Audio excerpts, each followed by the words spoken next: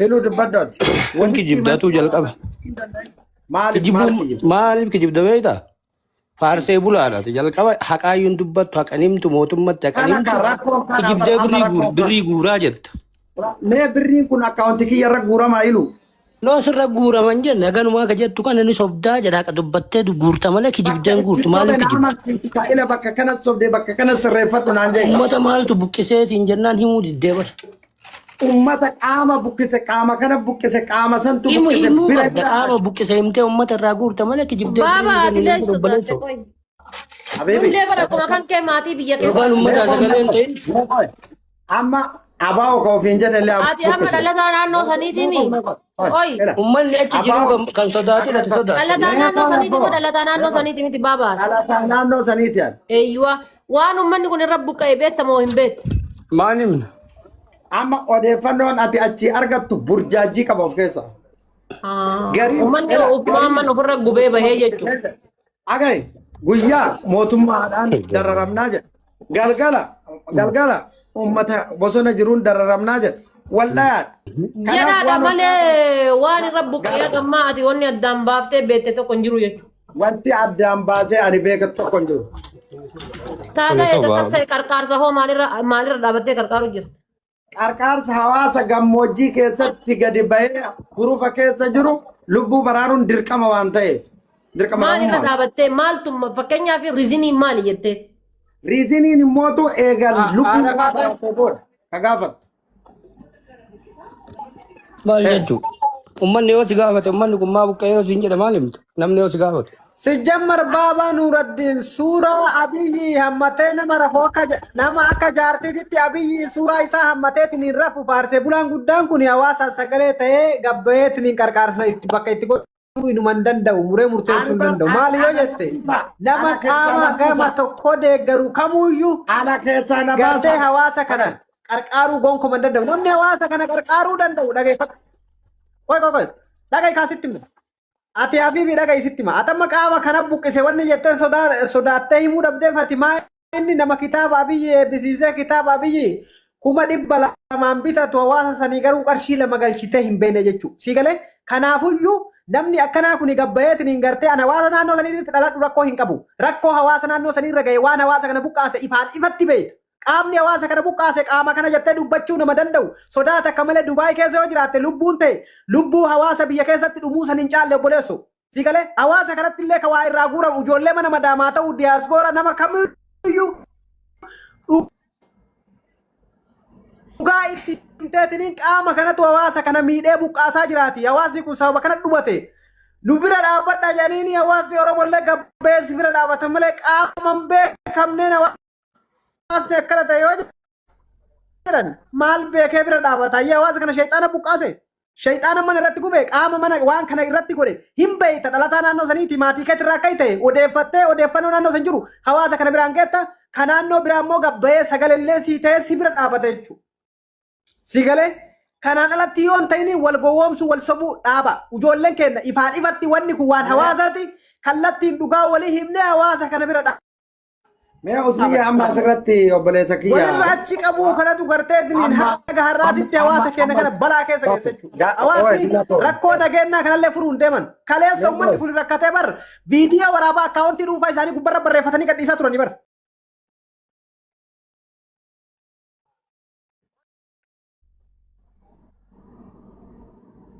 Okay. Osmiyyee ati waan barbaaddanaan jechuudha. Ani hawaasa diidaa arsii seeruu san bakka bu'ee kophatti waa isiniin jechuun barbaadu jechuullee hin qabu. Garuu akka nama tokkotti of ta'ee yoo dubbadhu qaamni kamuu haa buqqisu qaamni kamuu hawaasa akkaataa kanaan buqqa'ee gammoojjii keessa jiru kallattii furmaataa waliin taanee haa kennu. Ummata kana sagalee taana okay. Ummata kana gargaar lubbuu isaanii baraarree achi booda mootu rakkoo isaanii gaafanna okay. Eega kana irratti waliigala afaan tokkoon jecha tokkoon gadi baanii waliin dubbatan. Gimmaa'in asitti waan biraa qaaqa gimmaa'in asitti waan biraa qaaqa anaafatti asii wal mormin akkanatti ta'uu hin danda'u yaa jama. Waan feetanaan jechuu dandeetta. Ani paartii barbaade deeggaruun mirga kiyya. Abbaa faadha kiyyaa lallabuun gadi bahee dhiirummaa malee dabummaa miti. Obboleessa kiyya. Siigalee akka ilma nam akka dhiiratti gadi bahee mootummaan naannoo Oromiyaas ka federaalaallee hawaasa buqqa'e kana kallattii qabsiisuu danda'uudha qaba. Ispeeshaalii buusaa gonofaa biyya keessa jiru lubbuu uummata kanaatiif dursa kennuu qaba jedhee nama dubbate akka dhiiratitti gadi bahee. Understand? Kanaaf ibiddi haadhaaf abbaa kee akka garaa isaanii keessaa gadi baatetti abbee haatee ilaali amma mataa kee keessatti. Osoo abbaa kiyya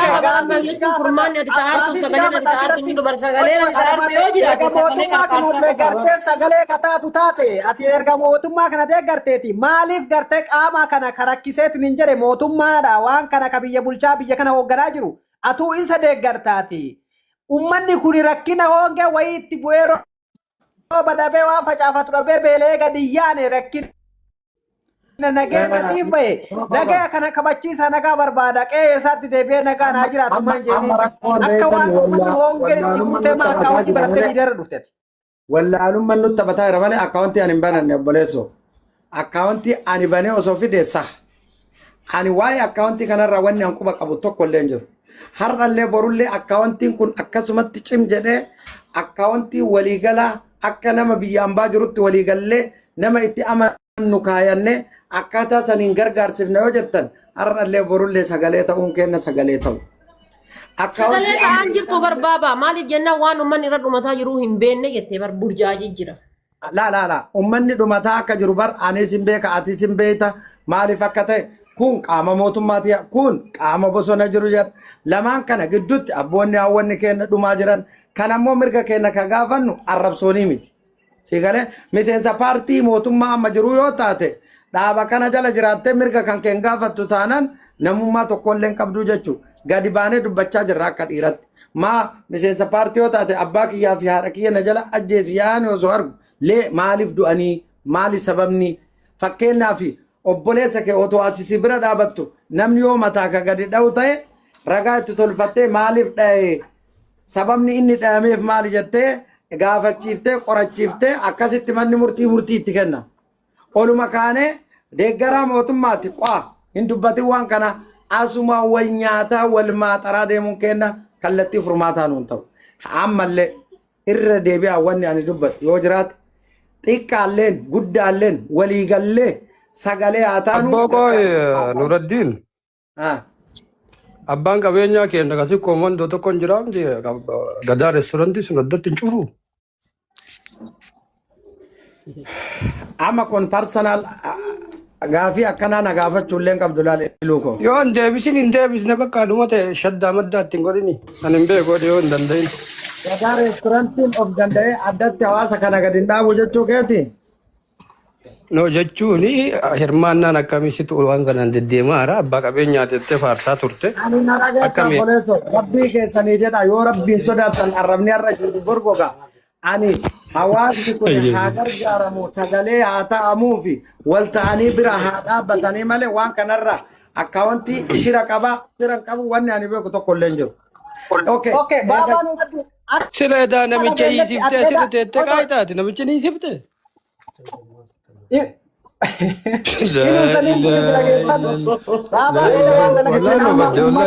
Abboota kenna hawwata kenna abbootii kenna hawwatii kenna baabaa Nuraddiin waasi gaafa kaayyee waasi gaafi.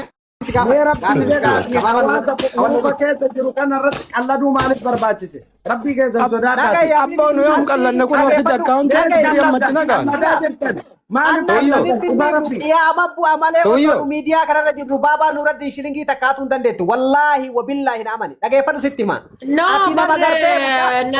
Kun ammoo namichi walolanii maal jedhe baabaa Nuraddiin kana karaa biraatiin hin deemu. Hin qabsiifnaa kanatti qabsiifna jettee hin garte nama doorsisaa ture. Akkana godha ani hammeenyallee nama dubbatu miti nama namallee arrabsuu miti arrabni kiyya arrabsuu illee tolu Nuraddiin ani ulfaata yoo dandeenye akka dhalataa naannoo sanitti wal qabanne abbaa faadha kenna yoo danda'ame achillee Abboo fuunee kijiba nafuufin nuun Yaa baaba qarqaaru jennu. anumatti no jaalata dhageeffadhu nuu galee anumatti jira jaalata. adeemsi keessan nuu galee jira Waan uummanni sun Yoo irratti hin qarqaarru jenne nuti, yoo hin qarqaarru dubbachuu jenne. afaan si dide maarree eegan qarqaarru ila hin Asfiti birri afiti akkaawunti kijiba yoo hin qarqaaru jenne nu yaada kennanne. akkaawuntii amma ila akkaawuntii shakkii yoo godhate ilu ati nama guddaadha kabaja guddaa sii qabna bakka guddaa nu biraa Ani qabda kasiin jedhe ila kasiin jedhen adda kiyyatti iluu ta'ee akka xiyyatte sanitti waan danda'u ummata kiyya bira nyaatamte nyaatamuu dhabde akka iluutti kan namni nan gaafanne ka ofii kiyyaaf gaafadhu birriin kennaa jedhen.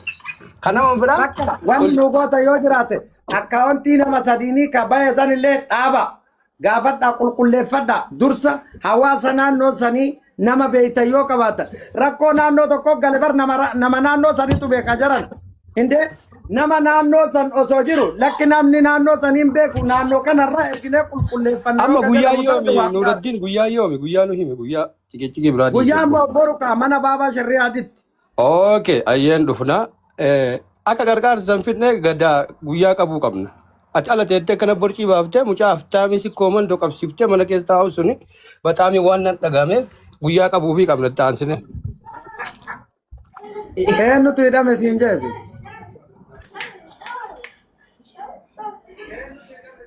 bareeda dubbii tana uliru mee onnoo kana abboo guyyaa jijjiiraa jiran jedhanii guyyaa kana yoo jijjiiran aslii faa baabaa shari'aat faa mana tokko haasaa jiran jedhaa jiranii hin qulqulleeffanna. Habibi gargaarsaa guyyaa qulqulleeffachuudhaaf haa ofii an bar waan na dhibu uummata waan uummanni irra dhume kan beenne Koi waa takka itti marageeffadha. Wallaahi wabillahi jechuu. Boos Anummata kenna kana. waan qulqulluu dubbatu rabbii kee sodaadhu oma Koi qulqulluu. waan qulqulluu dubbachuu barbaada. Waan qulqulluu dubbachuu barbaada. Mee baabaan irratti natti naannoo san keessa dhalatti. Naannoo san keessaa baate hawaasni kuni rakkoon isaa ka irra gahe uummanni kenna waan nyaatu waan dhugu dhabeetu miti. Siigalee wanaa ganna nyaata uummanni gammoojjii sanillee hin beeyna siigalee waa hunda qaba jechuun masnoo qaba. Garuu immoo rakkoo nageenyaa dhabe rakkoo nageenyaa kanaa ka furmaatan argatin hawaasa kana birri maguuruuf qofa yoo asirratti ka walgaan taate qarqaarsa guuranii booda namni waa'ee hawaasa kanaa dubbatu jiru miidhaa har'a qabee.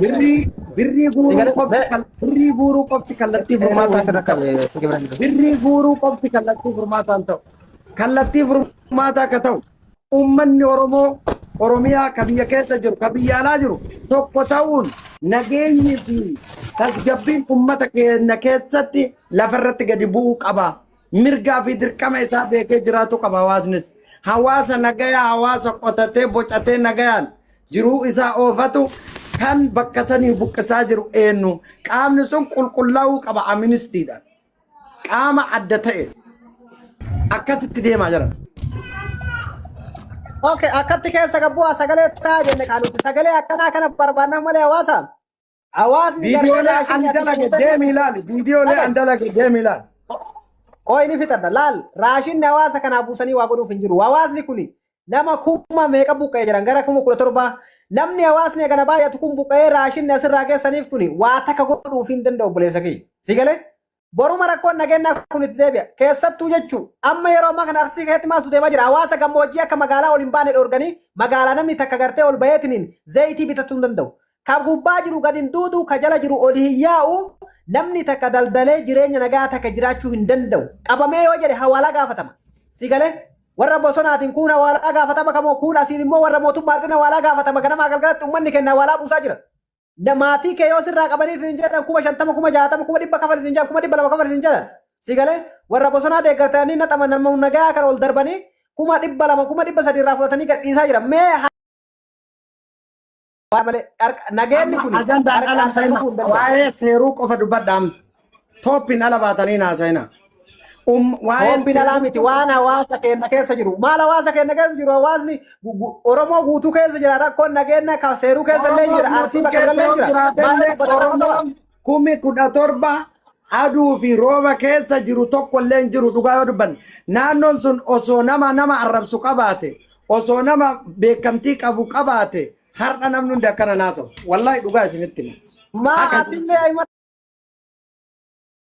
nama arrabsaa jirta beekumtii qabda maali kabiraa kan barbaadareet? Annama tokkocha arrabsee yoo gadi jiraatu taate viidiyoo annama arrabse tokkocha fidi. Ma ana fi lu yo rabsatinin turte. Abadan guyya tokko cha ilullee sillee waa jedheen hin beeku. Akka soddaatii kanatti sin kabajaan.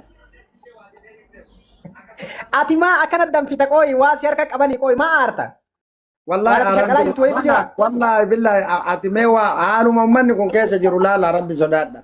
Mee viidiyoo si Haala ummata kanaa hin qarqaarradhaan karaa dhugaa irratti wallaahi lubbuu kenna baafnaf. Ila yoo gallee loluu taate gallee lollee itti duuna ummata kana dura garuu immoo karaa sobaatiin bakka Cannaqamin birriin ni guuramti hin cannaqamini. siifaara wa malee ani borurraa eegalee akkaawuntii kanarratti illee guuraa jedheen dubbadhu garuu mana kamuu keessatti waan gufuu ummata kanatti ta'a namni tokko akka hin dubbanne. Hawaasni keenya ka Arsii Diidaallee, ka Baaleellee, ka Gadabillee tokko ta'uun osoo iyyee iyyisiise har'a osoo seeruu keessa dhaabate osoo fincaa'ee guutuu isii fudhatee deema. Isinitti maa tokkummaa waan dhabameef malee wal dhaga'uu waan dhabameef malee har'a ummanni kun akkaataa kanaan guyyaa torbaan tokko darbee jira. Torbaan lama darbee jira. Dararriin kun jechuudha. Wallaahi bosona keessatti dubartii meeqadde viidiyoo isinii ergaa laala.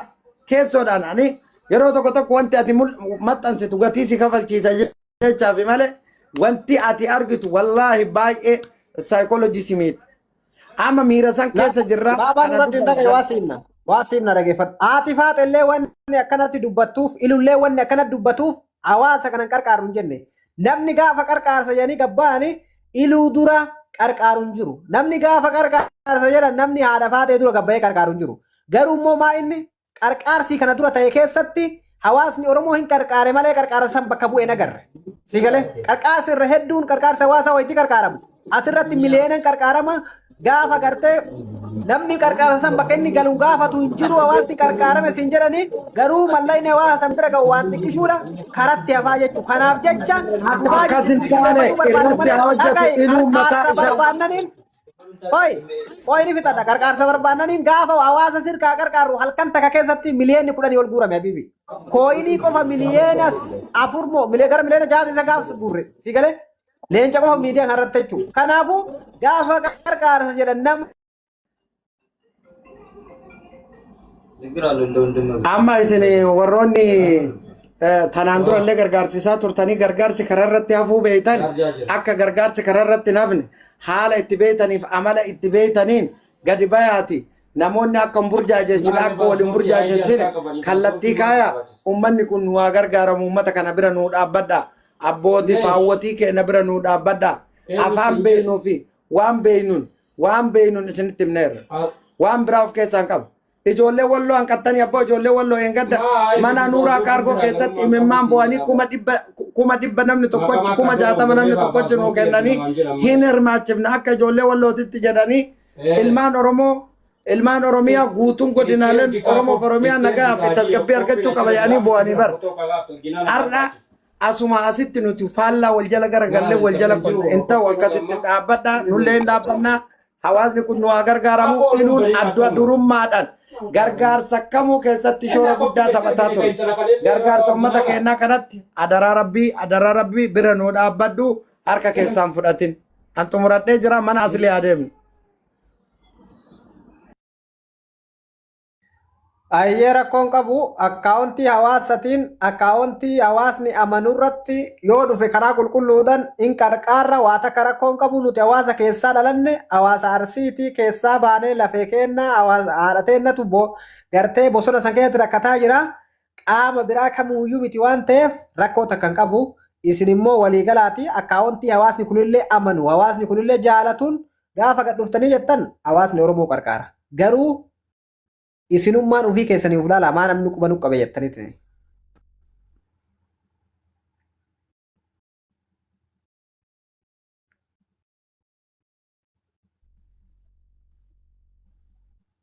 Sagaleen isaan jirtu haadha faatee na bira bokkame. Kaabine ukkaamse.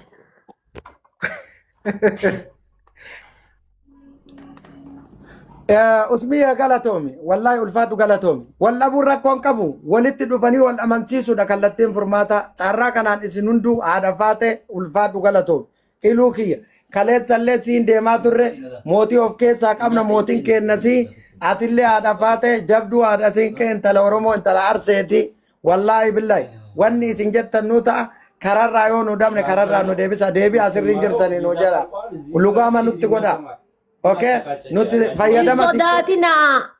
Anka jedhaa jiru laali. Hin sodaatinaa. Ani aadaati ta'e biyya jirti. Abbaan kee biyya jira. Obboleessi kee biyya jira. Ana bicha biyyaa bahe malee maatiin kiyya walqixxeen biyya jira. Lubbuun abbaa kiyyaa sun lubbuu abbaa kiyya kan sirkaa keessatti du'e hin caaltu. Lubbuun haadha kiyyaa sun lubbuu haadha kiyya kan seeruu keessatti dabarte hin caaltu. Waa hundaa ni beektanii ni argitanii arguttillee jirtanii osoo beektaniif osoo argitan haqa irra dhaabattanii gara akkaawuntiin fiiginaa jechuun jira malee ani maa qarqaara malee jechuun hin jiru. akkaawuntiin kun wallaahi billaahi kara keessanillee haa qulqullaa'u hawaasni birallee haa qulqulleeffatu yoo itti amantan akkaawuntii kana akkaawuntii hawaasni filate ka qaamni tokko gidduun galle ta'uu qulqulleeffadhaa yoo itti amantan galchaa yookaan walii gallee iluulleen asuu jiraatu asii jirta asliin hin jira atii fi asliin inumaa bakka tokko jirtanii bilbila iluun qabdaa wal dubbisaa nullee